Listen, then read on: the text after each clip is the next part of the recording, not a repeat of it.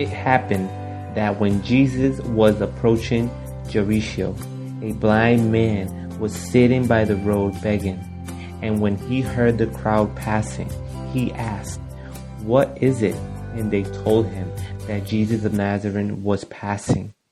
That he cried out, saying, "Jesus, Son of David, have mercy on me." And those who went before him was rebuked to be silent. But he cried out much more, "Son of David, have mercy on me." Jesus then stopped in order to bring him to his presence. And when he arrived, he asked him, saying, "What do you want me to do for you?" And he said, "Lord, receive the sight." Jesus told him to receive it. "Your faith has saved you." And then he saw and kept glorifying God, and all that people, when they saw that, praised God. I love this word, which is in Luke chapter 18, verse 35. Talks about a man with a disease, a blind man, a man who depended on other people to survive, perhaps a man who had thought that life was all about himself to survive and to live day by day. I imagine that perhaps at some point he would have lost all hope, but he still had a small degree of faith, because faith, my beloved friend, is not something that we acquire with the experience of life or with the knowledge that we have of life itself. Faith is a gift. It is a gift that God has given us. It is a gift that we can enjoy, that in present, in every situation that we live on a daily basis, God has given us all a degree of faith. And that faith comes from God's faithfulness. The word faith comes from the word fides, which means fidelity. When we speak of faith, we have to speak of God's fidelity. When we speak of faith, we have to realize that it is a gift in which God reminds us all the time that complicated situations are not going to stop happening, that we are going to continue happening in life.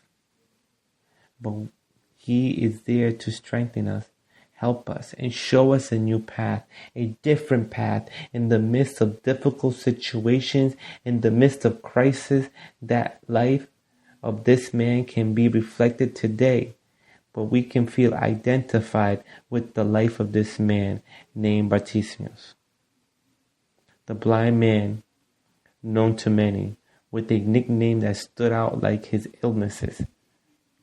But when Jesus gets there, He comes at the right time to restore his dignity, so that no longer call him blind, but now they can see him as God sees him, as a healthy man and designed to live according to the purpose of God.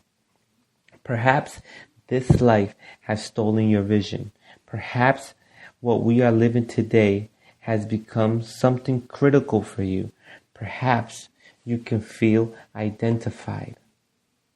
This man whose every day was by the road begging, every day by the edge of the sidewalk, by the entrance of the city called Jericho. He waited for someone to give him something. He waited for others to help him walk until he heard that Jesus was coming to that place. And that faith that was inside him made him jump to burn the last remaining opportunity. Perhaps he could let Jesus pass and get used to the comfortable life he already had. Comfortable in quotes, in which to depend on others to survive. Or he could make the decision to leave the life he led and long for changes in him, in such a way that when talking to Jesus, something new could happen.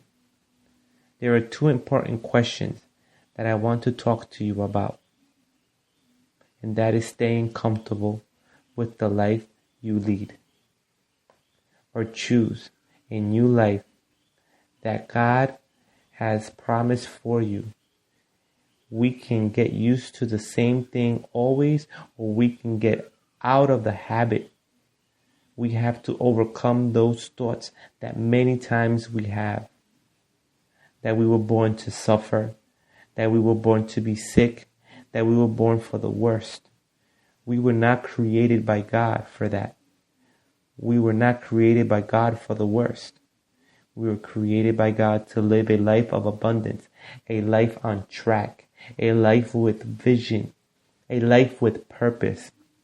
We are not on earth to suffer, although suffering will come during life.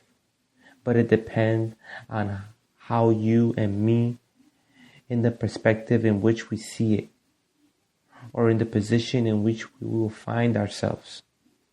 If we believe that we are experiencing today is suffering for us, or it's an opportunity, a deal from God, an opportunity for God to lead us to something better, and we do not accommodate to the things that this world has. Jesus made it clear once when he said, "We are in the world, but we do not belong to this world." That is, we are on this earth, but do not let yourself be dominated by philosophy, by the strategy, or by the system of this earth or this society, of man himself, because it is a system that is corrupt. A different path in the midst of the difficult situation, in the midst of crisis. The life of this man can be reflected today, and we can feel identified with this in life. This is a society that is full of failures and sins. And if we learn from the philosophy of this world, we will move away and we will rely and be really blurred to the purpose for which we were designed, to live life for what we were born. That is why I come to you through this word and this advice, to remain and to remind you that you were created and designed by God, not to belong to the road begging, because we spent our lives begging for acceptance, asking for acceptance, asking to be accepted, approved and loved, because we were created by God to be approved, to be accepted, and to be loved. But this acceptance, approval, and this correct love cannot come from the world, because the approval of the world is subject to what you have and what you want and what you don't have. The philosophy of this world is to be accepted for what you have and not because of what is in your heart. Therefore, we live life broken, frustrated, finished, rejected, looking for how to fit in between friends, in the midst of people, looking to see who we like and how we make them feel good, even if we don't know them. We go to the social networks and we like everyone and we long to have many friends, although we do not know them. We have an Instagram and we all have social networks in order to feel that others are observing what we are doing and feel important. But it's actually inside. We know that there is a void in our hearts. Perhaps Bartimaeus' life is very similar to the life that you are having today. You are not on the road. You are next to the road. And there is a difference there. It's not the same to walk with Jesus than to be on the sidewalk at the expense of everyone passing by and hitting me on the head, or perhaps they have some mercy and give you limes. You have been begging for love, acceptance of a man or a woman, and we have become unfocused because we have not understood that in God we are already loved, already accepted, proven. as the one who was by the road who was blind. We share a spiritual blindness. We do not see life as God really designed it and as it should be, but as we are, or what we have received in our hearts. And that way we see life and we judge things. That's how we grew up in a dysfunctional home. That's how we perceive life. And we judge life as if we were mistreated, as if we were rejected. We are going to give mistreatment and rejection. My beloved friend and friends, we cannot give what we don't have. We give what has been sown in our hearts. And if you only received rejection, which is what you are going to give the most rejection, at some point you said, I do not want my children to make the same mistakes that I made or have that life that I had. But without realizing it, they are having it. And today, you are repeating history. Today, you are like Bartimaeus. One more day by the road begging at the expenses of others accepting you, rejecting the gift of God in a sitting position where you cannot see well and thinking that's what you were created for.